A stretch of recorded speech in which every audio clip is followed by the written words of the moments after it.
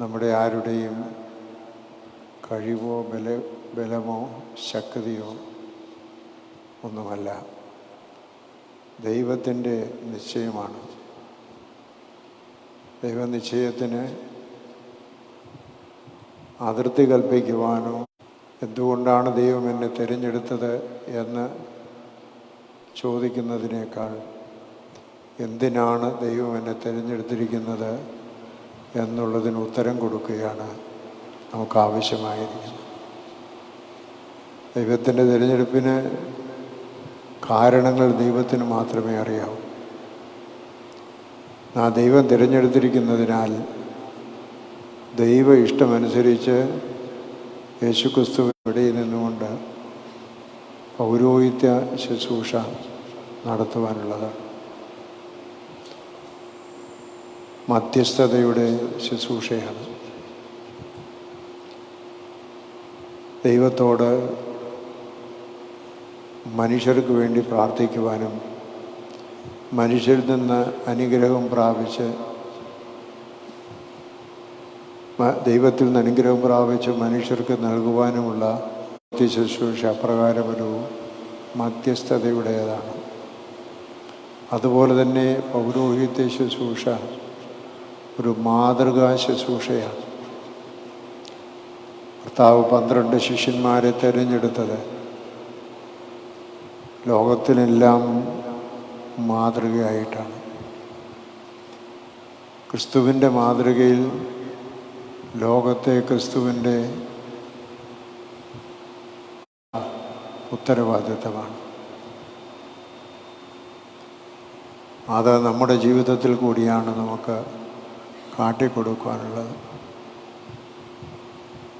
വിജയങ്ങളുടെ ജീവിതമായിരിക്കണം, പരാജയങ്ങളുടെ ജീവിതമായിരിക്കരുത് പുരോഹിതൻ്റെ ശുശ്രൂഷ. വിജയത്തിൻ്റെ ശുശ്രൂഷ നിർവഹിക്കുമ്പോൾ മറ്റനേകർക്കും നമ്മൾ വിജയത്തിൻ്റെ മാതൃക കാണിച്ചു കൊടുക്കുക. പ്രചോദനം നമ്മുടെ ജീവിതത്തിൽ നിന്ന് ഉണ്ടാവേണ്ടത് ആവശ്യമാണ്. മൂന്നാമതായിട്ട് മനുഷ്യ സേവനത്തിനായി തിരഞ്ഞെടുക്കപ്പെട്ടവരാണ് പുരോഹിതന്മാർ. മനുഷ്യവർഗം മുഴുവനും ദൈവത്തിൻ്റെ മക്കളാണ്.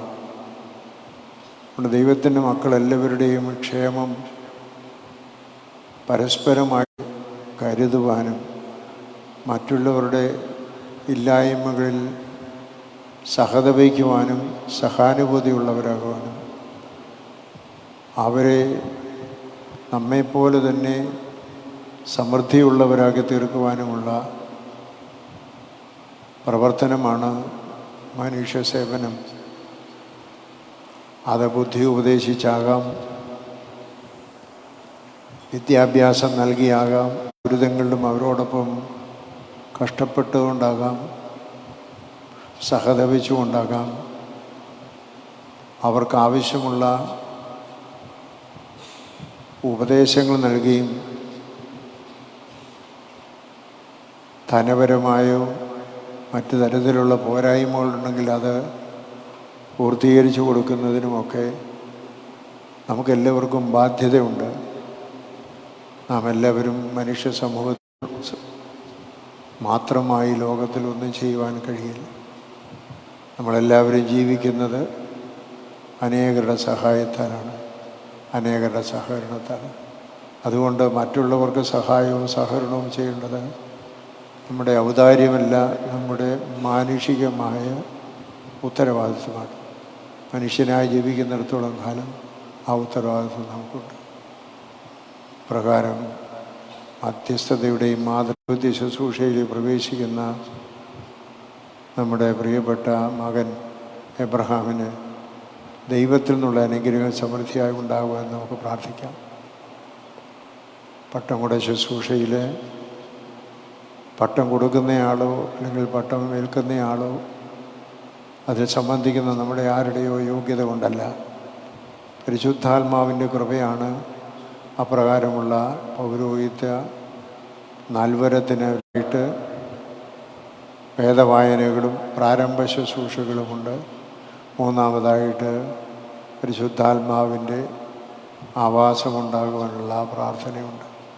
ഇങ്ങനെ 3 ഭാഗങ്ങളിലായിട്ടാണ് നമ്മൾ നടത്തുന്നത്. ഇപ്പോൾ ആദ്യ ഭാഗം ആരംഭിക്കുന്നു. അമലോകിയ അഥവാ വിശ്വാസ ഏറ്റുപറച്ചിലിൻ്റെ ഭാഗം.